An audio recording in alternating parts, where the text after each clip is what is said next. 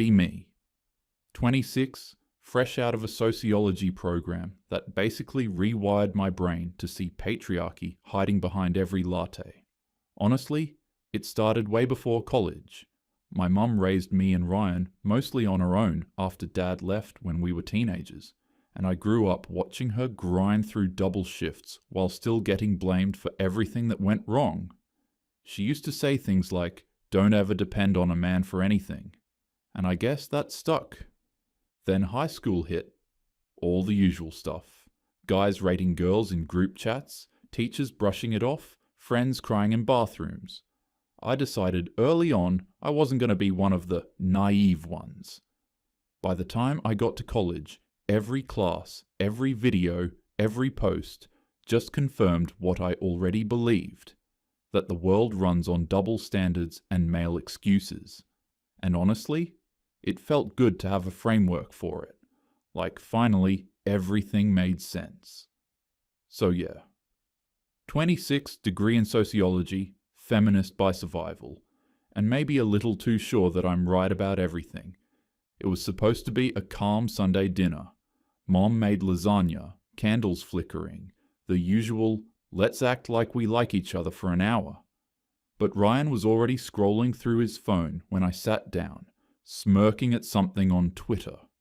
He shows me a meme, a girl texting, if he wanted to, he would, and the guy replying, "I did, you ignored me for 3 weeks." He says, "That's your entire gender in one screenshot." I roll my eyes. Typical. A man mocking women for having standards. He laughs. Standards? More like experiments. Half of you treat dating like a science fair project. That was it. You think it's funny, but women have to test men, I tell him.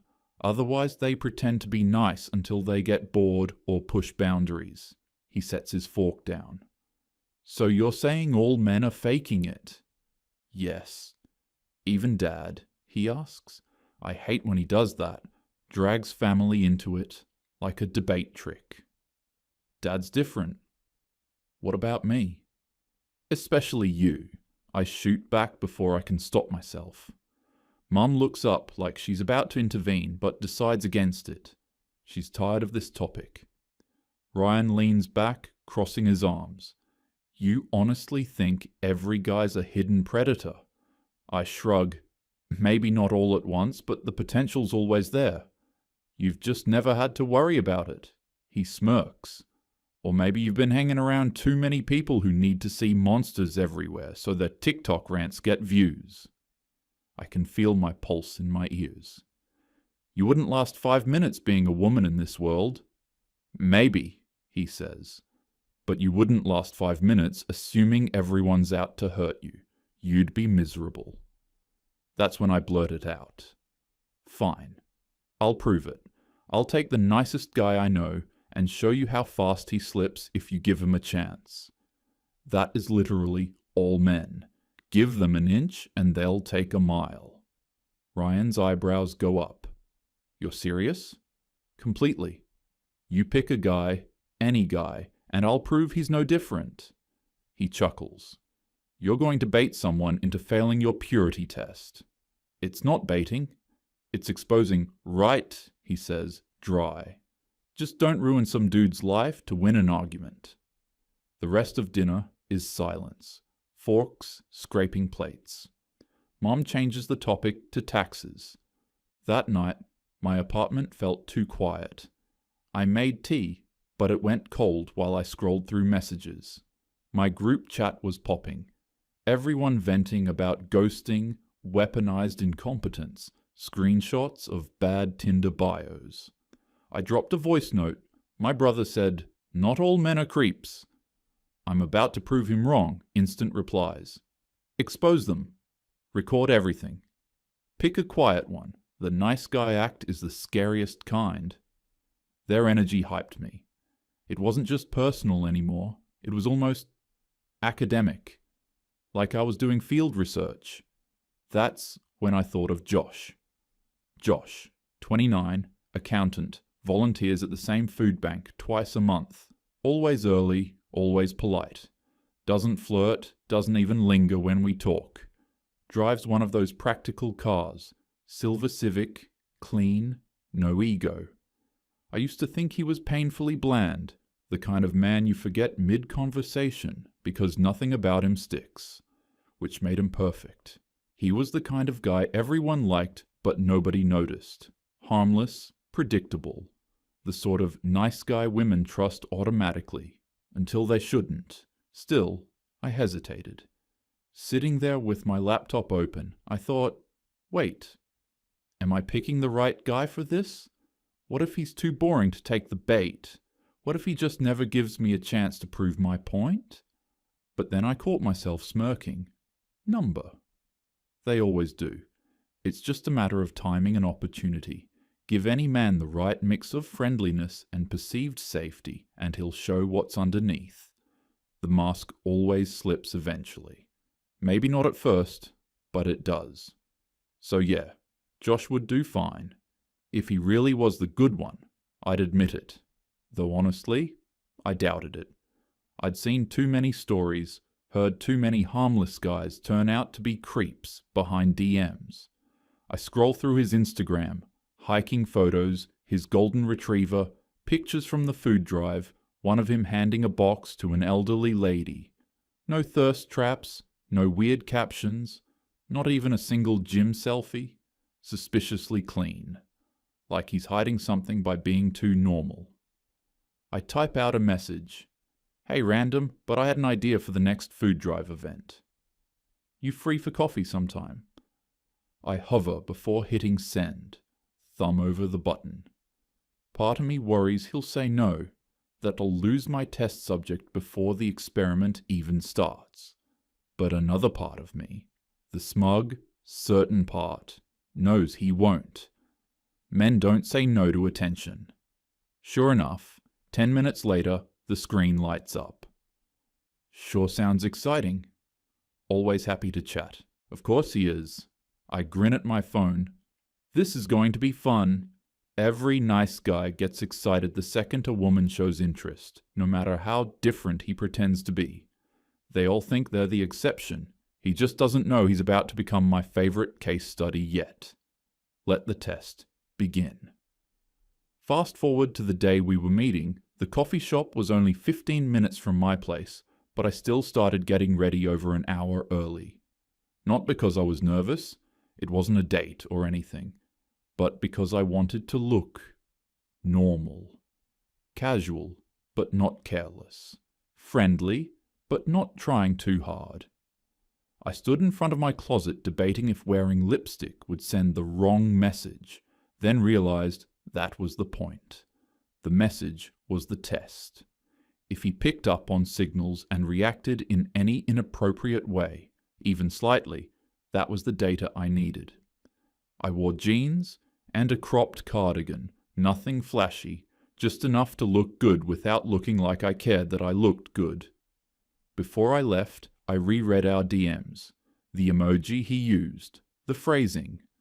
Always happy to chat. What does that even mean? Sounds nice, sure. But that smiley face?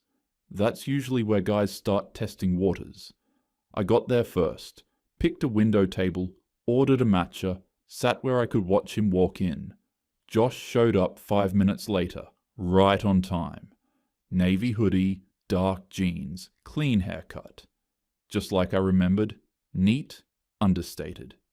He smiled when he saw me, waved one hand casually, and slid into the seat across from me.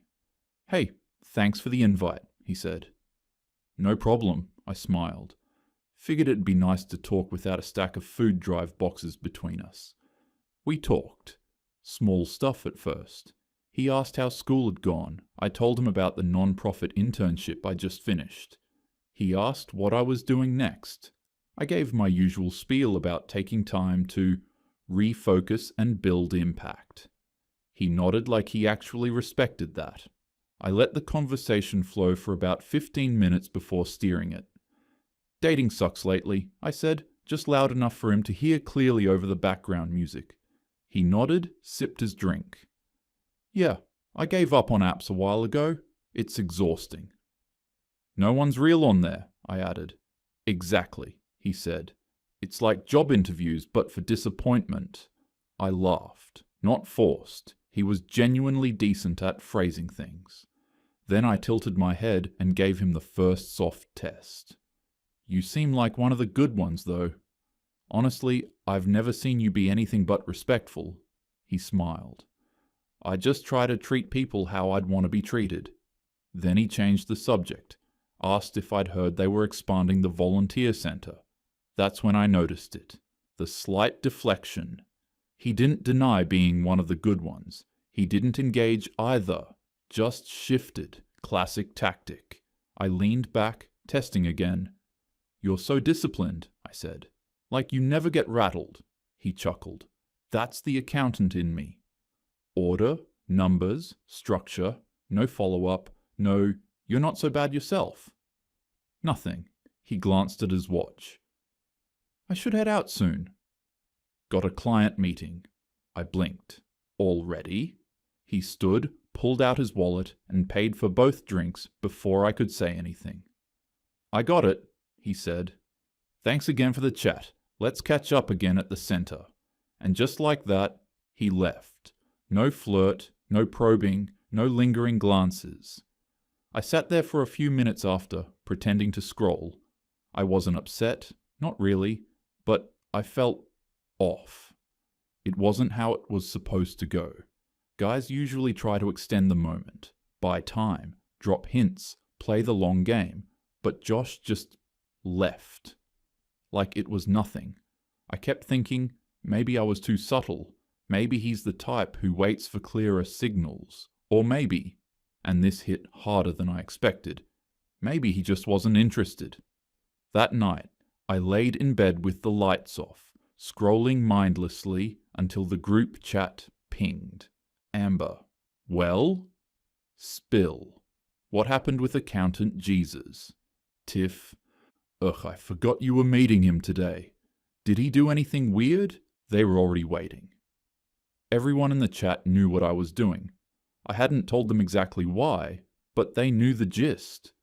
I was seeing if the nice guy could keep it together when he thought someone liked him. I typed back, first test done. He passed too easily, Nina responded with the eyeball emoji.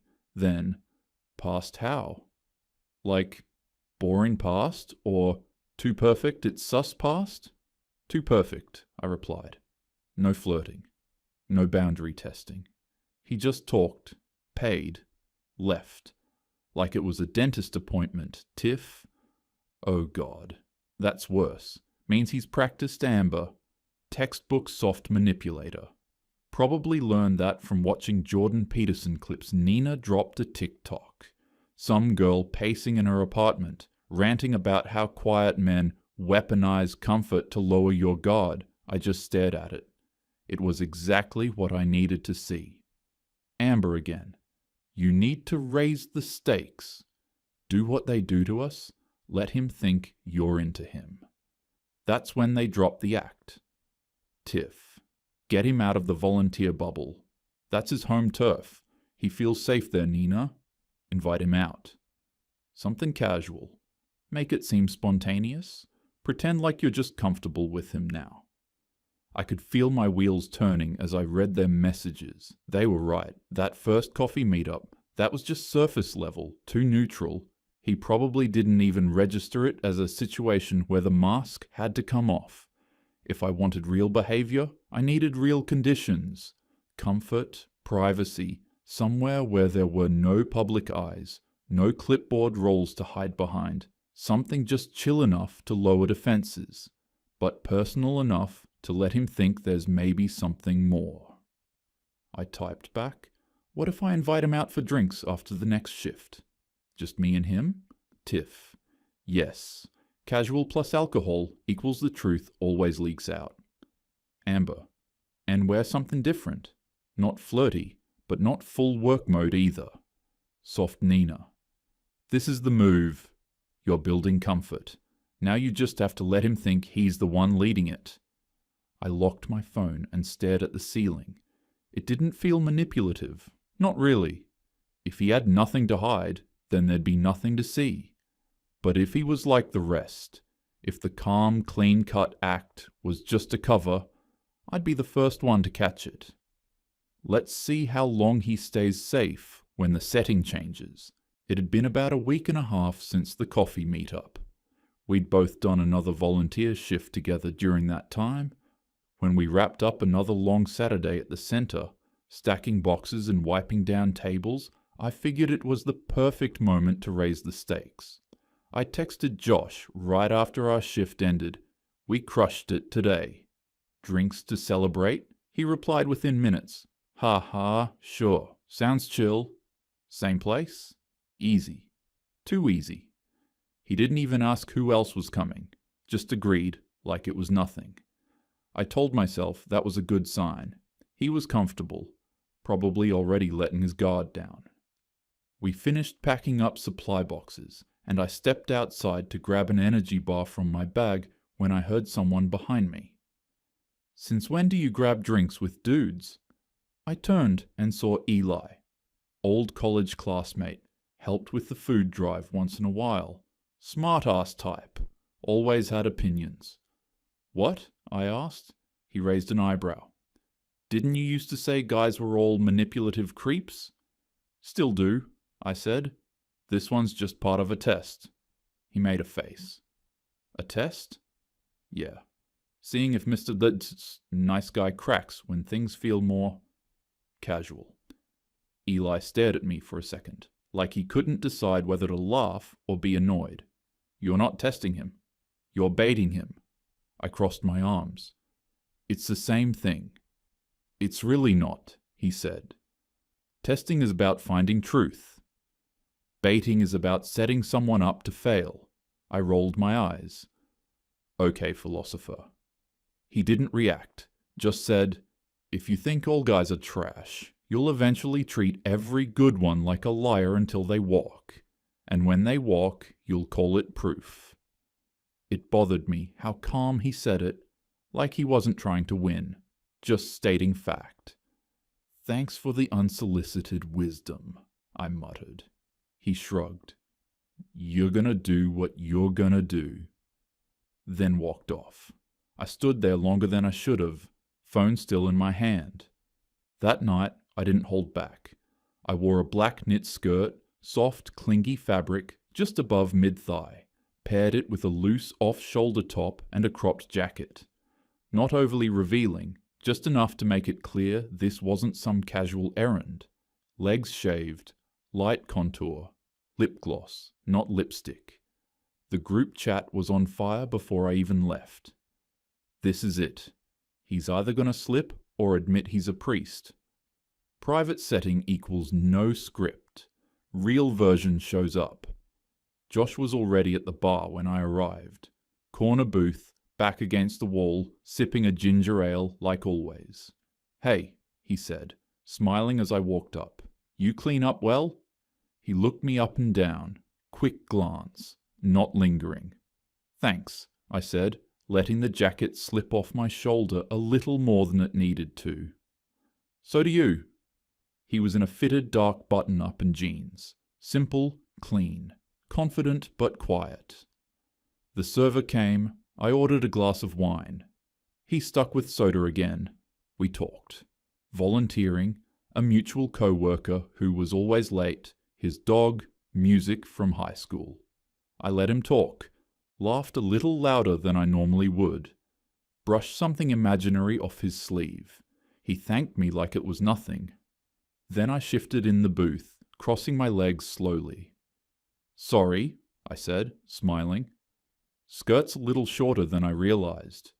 He nodded. "You're fine." Not even a second glance. I leaned forward slightly, arms on the table, letting the neckline drop a bit. "You're seriously one of the calmest people I've ever met." He smiled. "Too much drama in the world already. I try not to add to it." "You're hard to read," I said, drawing a slow circle on my wine glass with my fingertip. "Not really," he replied. "I just don't push where I'm not invited." I took that as a cue, slid a little closer, our knees almost brushing. "So what if someone was inviting you?" I said quietly. He looked at me, not shocked, just still. "Depends who," he said. "And why?" I let my fingers rest gently on his wrist. He didn't flinch, but he didn't lean into it either. Then I pushed further, let my hand slide up his forearm, just enough to signal this wasn't friendly. That's when he pulled back. Not fast, not dramatic, just firm. He sat back, one arm over the booth edge, tone steady. "Hey," he said, "what are you doing?" My throat tightened for a second. I started trying to laugh it off. "I thought we were just talking, relaxing." "We are," he said, "and I appreciate the invite, but I don't want to give you the wrong idea." Wrong idea, like I misunderstood, like I was reaching. I tried to play it cool, but my face was already hot. 10 minutes later, he finished his drink, paid the tab, and stood up. "You good to get home?" he asked. "Yeah," I muttered. "I'll walk you out." Outside, he stood with his hands in his pockets while my Uber pulled up. "Tonight was nice," he said. "See you around." Then he waved. No hug, no lean in. Just turned and walked off. At home, I threw my shoes off and sat on the couch in silence. I unlocked my phone, typed. "You really think you're better than everyone, don't you?" Paused. Sent it. A few minutes later. "What do you mean?" I stared at it, fingers hovering, then went off. "I know your type. The fake nice guy, polite until someone wants real connection, then suddenly you're above it. You were probably just laughing at me the whole night." His reply came 5 minutes later. "If being decent feels fake to you, that says more about your expectations than my intentions." I threw my phone across the couch. The next morning, I woke up with that same dull ache in my chest. Part anger, part embarrassment. My phone was face down on the floor. No new messages. I didn't go to the volunteer center that week. Didn't open the group chat either. I didn't want the questions. By Wednesday, I'd had enough sitting alone. I grabbed my keys and drove to Ryan's place without warning him. He was in the garage, fixing something under the hood of his car, sleeves rolled up, music low. He looked up when he saw me. "Well, if it isn't the scientist." "How'd your experiment go?" I crossed my arms. "You'd love this. Turns out your precious men aren't saints either." He laughed softly. "Did he hit on you?" "No." "Lie to you?" "No." "Touch you when you didn't want him to?" "No." He leaned against the car door, wiping his hands with the rag. "Then what exactly did he do wrong?" "He acted like I was—" "Nothing," I snapped. "Like I didn't even matter." "Who does that?" Ryan raised an eyebrow. "A guy who respects boundaries, maybe." I glared. "You don't get it." "I think I do," he said calmly. "You wanted him to fail so bad you wouldn't accept him passing. You called it a test, but it was just a setup." I opened my mouth to fire back, but couldn't. He kept going. "You say all men are predators, then go out of your way to corner one and call it proof. What were you hoping he'd do? Fail just enough to make you feel right?" The words landed like a punch. I hated that he sounded like Josh, calm, steady, impossible to argue with. I looked away. "You're twisting it." "Am I?" he said. "Maybe the only thing you proved is that not everyone fits the story you built in your head." For a moment, the only sound was the soft hum of the engine. I picked up my bag and turned toward the door. "You think you're so clever," I muttered. Ryan just shook his head. "No. I just think you picked the wrong villain I didn't answer. I just got in my car and drove home, gripping the wheel too tight.